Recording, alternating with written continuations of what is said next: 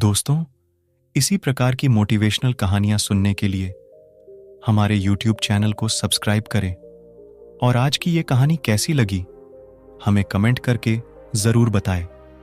तो चलिए आज की कहानी शुरू करते हैं।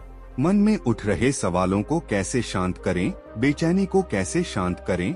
इस कहानी में मैं आपको 4 ऐसी आदतों के बारे में बताने वाला हूं जिसे आप अपने जीवन में अपनाकर एक अच्छी जिंदगी जी सकते हैं और अच्छे कामों में अपना जीवन व्यतीत कर सकते हैं। अगर आप इस कहानी को शुरू से लेकर अंत तक पढ़ते हैं तो यहाँ पर बताई गई यह 4 आदतें आपकी पूरी जिंदगी को बदल सकते हैं, जो कि है 1. दूसरों के मन को पढ़ना छोड़ दो। 2. ये सोचना कि असफल हो गए हो तो लोग हंसेंगे। 3. समय को काटना छोड़ दो। 4. यह सोचना छोड़ दो कि मुझसे बड़े बड़े लोग नहीं कर पाए तो मैं कैसे कर पाऊंगा। अगर आप इन 4 आदतों को अपने जीवन में अपना लेते हैं तो फिर आप अपने जीवन को एक खुशहाल जिंदगी में बदल देंगे और फिर आपका मन कभी भी बेचैन नहीं होगा, ना ही उदास रहेगी और ना ही बेफिजूल के कामों में व्यस्त रहेगा। ये 4 आदतें छोड़ दो, मन हमेशा शांत रहेगा। एक बार किसी राज्य का राजकुमार महात्मा बुद्ध के पास आता है और वह महात्मा बुद्ध से कहता है, आप हमेशा कहते रहते हैं कि ध्यान करो, लेकिन मेरे लिए ध्यान करना तो दूर की बात है। मैं कुछ समय के लिए अपनी आंखें बंद करके शांति से भी नहीं बैठ पाता हूँ। मेरा मन इतना बेचैन है कि यह हर समय कुछ ना कुछ सोचता रहता है। मैं जब भी ध्यान करने बैठता हूँ तो मेरे अंदर विचारों का तूफान आने लगता है। लोगों के बारे में सोचकर, अपने जीवन की बीती घटनाओं के बारे में और अपने भविष्य के बारे में और ऐसी ही ना जाने कितने सारे अजीबोगरीब विचार लगातार मेरे मन में आते रहते हैं। मैं इन्हें रोकने की बहुत कोशिश करता हूँ, लेकिन जब मैं इन्हें रोकने में असफल हो जाता हूँ तो मैं ध्यान को तोड़कर बैठ जाता हूँ। इतनी बातें कहने के बाद वह महात्मा बुद्ध की ओर देखता है और कहता है, बुद्ध, आप मेरी इस समस्या का कोई समाधान बताएं। बुद्ध ने कहा, मैं क्या समाधान बता सकता हूँ। सोचो, तुम्हारा ही मन है, लेकिन यह तुम्हें कुछ देर तक आंख बंद करके बैठने भी नहीं देता है। कितना आजाद कर रखा है तुमने इसे। राजकुमार ने कहा, बुद्ध, मैंने बहुत सोचा लेकिन मुझे अपनी इस समस्या का कोई समाधान समझ नहीं मिला, इसलिए मैं आपकी शरण में आया हूँ। अब आप ही कोई रास्ता दिखाएं।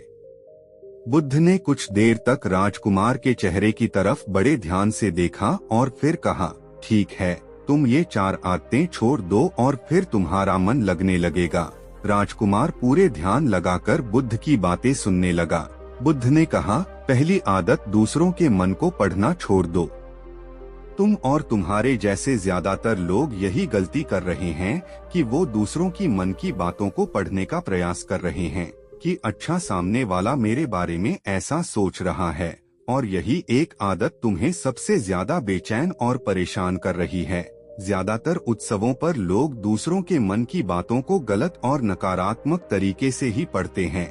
जैसे कि लोग अक्सर सोचते हैं कि दूसरे लोग उनकी तरक्की से जलते हैं, उसे नीचा दिखाना चाहते हैं, उसे पसंद नहीं करते, उसकी मदद नहीं करना चाहते और ऐसी ही ना जाने कितनी सारी नकारात्मक बातें ये लोग दूसरों के प्रति अपने अंदर बैठा लेते हैं।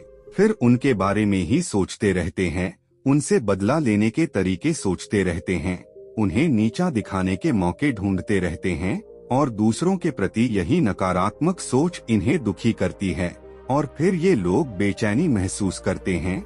इसलिए दूसरे लोग क्या सोच रहे हैं इसका अनुमान लगाना बंद करो।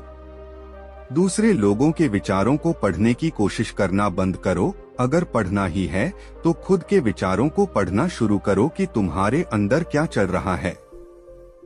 कहीं तुम नकारात्मक सोच, शिकायत या बुराई करने जैसी आदतों के शिकार तो नहीं हो रहे हो।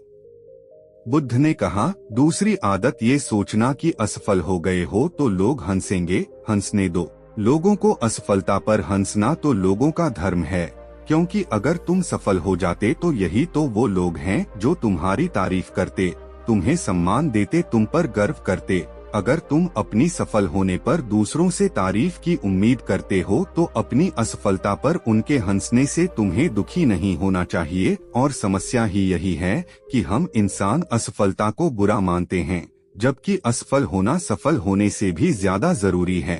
क्योंकि बिना असफल हुए सफल इंसान के अंदर घमंड और दूसरों को खुद से छोटा समझने की भावना पैदा करती है, जबकि असफलता हमें विनम्र रहना, धैर्य रखना और लगातार प्रयास करना सिखाती है। इसलिए असफलता को बुरा मत समझो, और अगर तुम्हारे काम में असफल होने की संभावना नहीं है तो इसका अर्थ है कि तुमने अपना लक्ष्य अपनी क्षमताओं से छोटा बनाया है। और अगर लोग तुम पर हंस नहीं रहे, तुम्हें ताने नहीं मार रहे हैं, तुम्हारी बुराई नहीं कर रहे हैं, तो तुम अंदर से मरे हुए हो। तुम अपने मानसिक सीमाओं से बाहर जाकर कुछ नया करने का प्रयास नहीं कर रहे हो, क्योंकि असफल भी वही होता है जो कुछ नया करने का प्रयास करता है। और एक बात हमेशा याद रखना, अगर तुम्हारे अंदर असफल होने का साहस नहीं है तो तुम कभी भी बड़ा लक्ष्य हासिल नहीं कर सकते जो तुम करना चाहते हो। इसलिए असफल होने और लोगों के हंसने से डरना बंद कर दो। बुद्ध ने आगे कहा, तीसरी आदत, समय को काटना छोड़ दो।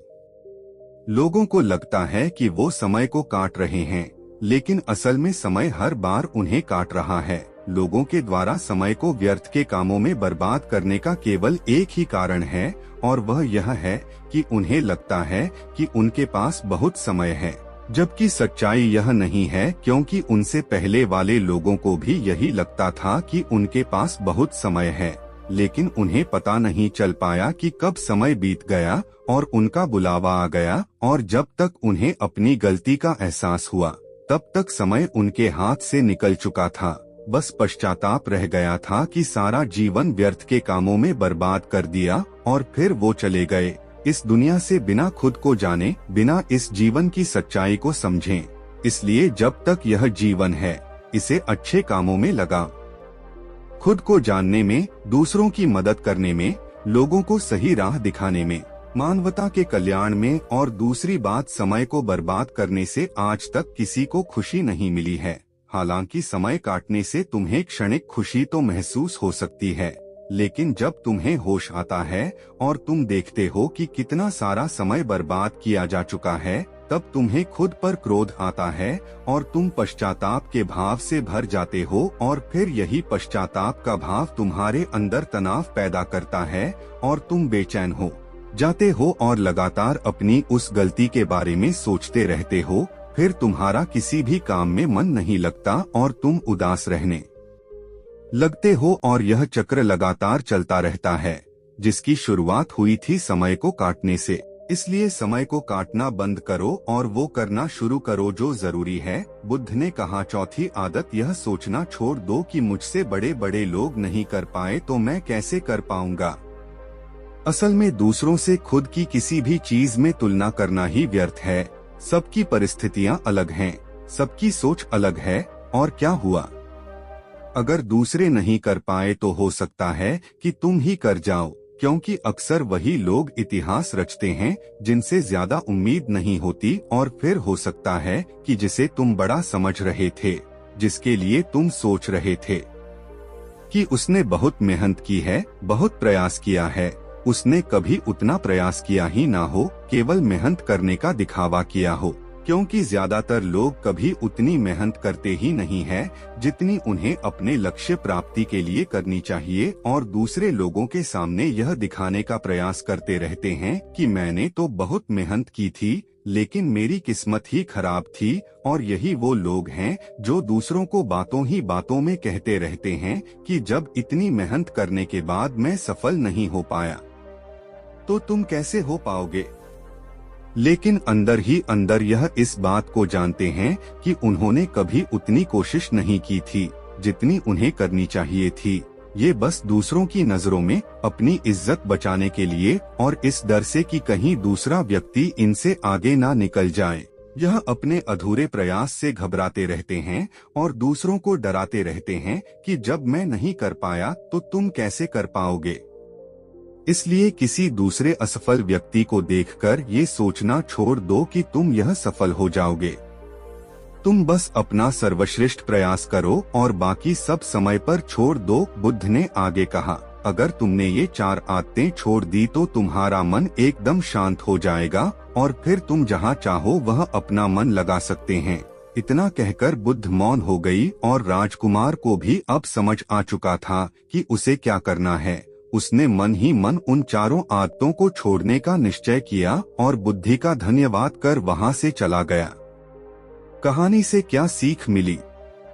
दोस्तों, इस कहानी से हमें यह शिक्षा मिलती है कि हमें यह नहीं सोचना चाहिए कि लोग मेरे बारे में क्या सोच रहे हैं। अगर मैं कोई काम करता हूं तो लोग उसे कम को लेकर हंसेंगे। इसके अलावा हमें अपना व्यर्थ ही समय बर्बाद नहीं करना चाहिए। इसके अलावा हमें कभी भी यह नहीं सोचना चाहिए कि अगर किसी व्यक्ति से कोई काम नहीं हो पाया है तो मैं उसे नहीं कर पाऊंगा। अगर दोस्तों आप मेहनत से किसी भी काम को करते हैं तो कोई भी काम छोटा या बड़ा नहीं होता और एक ना एक दिन सफलता अवश्य मिलती है।